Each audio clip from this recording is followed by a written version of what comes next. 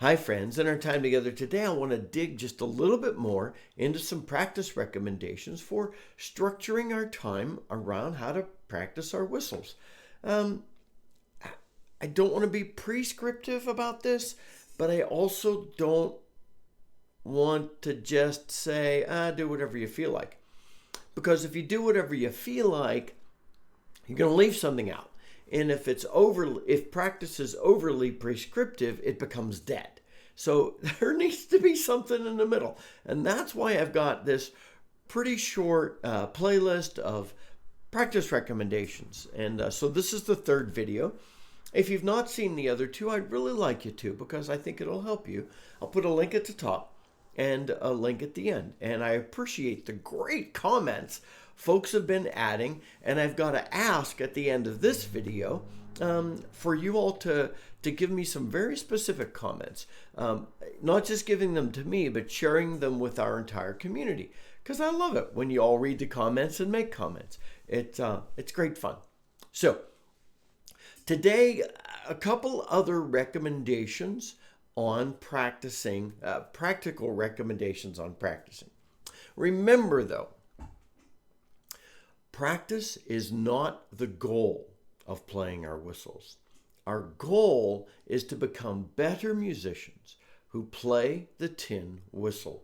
Practice is our means to that end. Practice is how we grow layer upon layer upon layer. You and I want to develop and refine our skills and repertoire of tunes, and we do this through practice. So, I said in the last video that I'd talk briefly about what I call the stepping stone method, and I referred to it a little bit, but I never really described it. So I want to do that first. So take a piece of paper and draw like a little path of 7 stepping stones along the path. I don't care what they look like, big enough to write in though. And color it, get carried away, or just draw little circly things. And in each circle, representing a day of the week, write a couple, 3 things that you'd like to work on. And remember to address a lot of stuff. Don't put the same thing in every day. Cover a breadth of things. Make sure that over the range of time, a month, 2 months, that you cover pretty much everything you need to practice. And on Monday, work on the things you wrote down for Monday. You know what you need to work on. And on Tuesday, practice what you said you wanted to work on. And then there's that new tune you wanted to learn, and you scheduled that for Wednesday. Start working on it and work on the skills associated with it. When the week's over, you could throw the sheet away or keep it for future reference. Sometimes you could look back at that and say, "Ooh, man, I've really grown a lot." That might take 6 months or a year to look back and say that, but hey, growth takes time. Remember that. Anyway, so that's the stepping stone method. Another method, and this may be my favorite method. It's play till you stumble.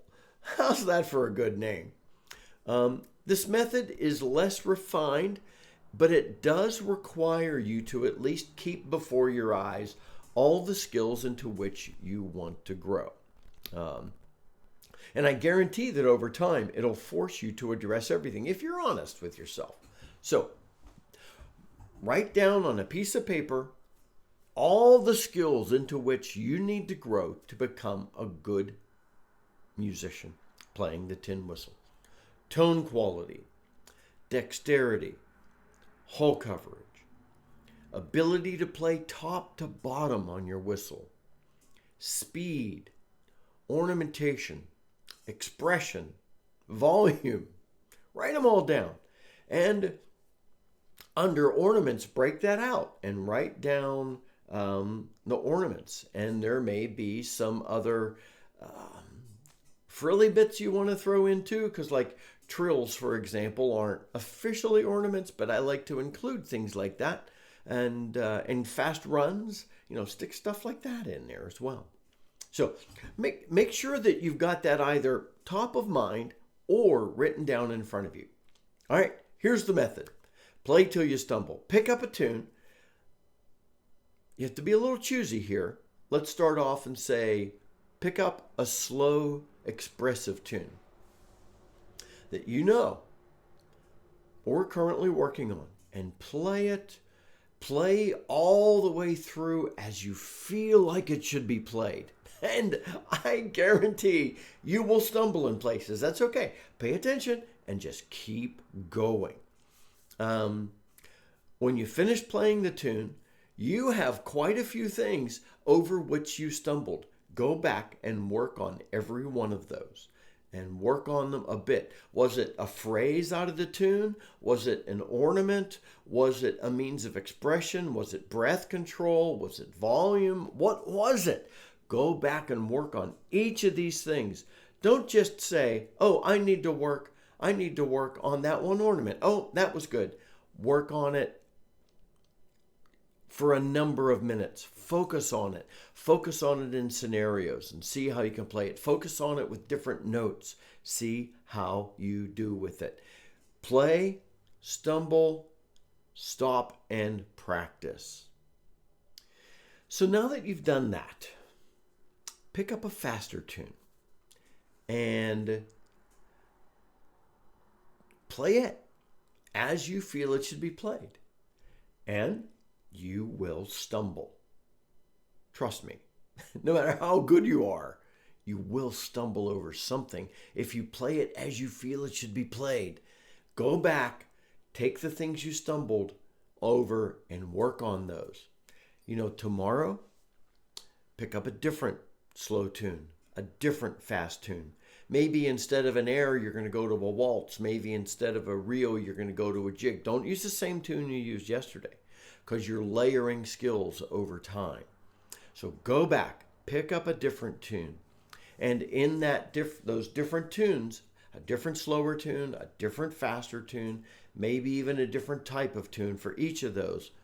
Play, pay attention to where you stumble, practice what you stumbled over, and give enough time to that practice that you feel like you're getting a better sense of how to do that.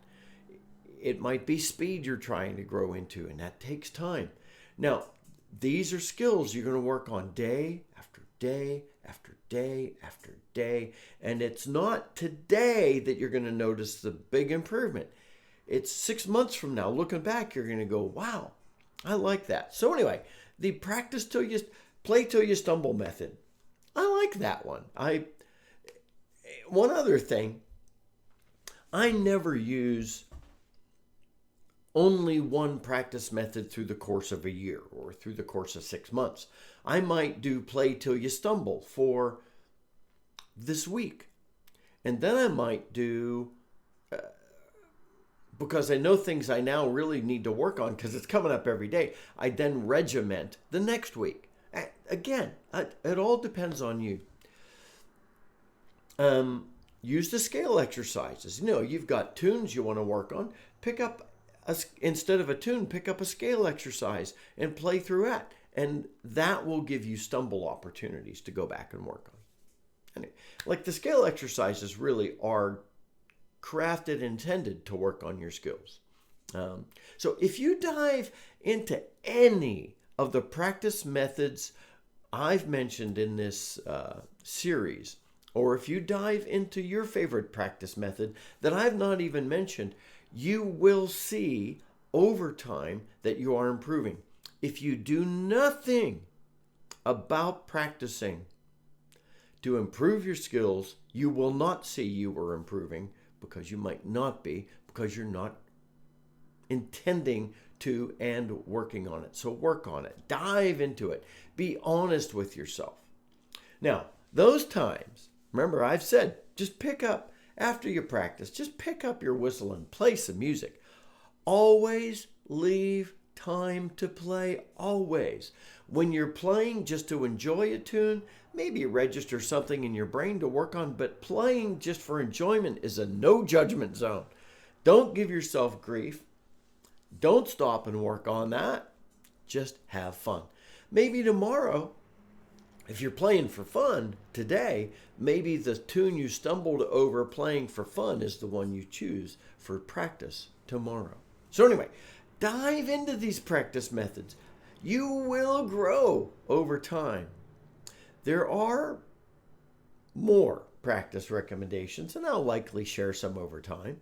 And the reason I share more than one is because we're all different. We like to practice in different ways. I already said that I don't do the same thing I'm sure that the practice methods I've used this week are different than the ones I'm using next. So, it's good to have more than one tool in your toolkit. Practice methods are just ways to help us grow our skills. Remember. All work and no play makes Jack a very dull boy.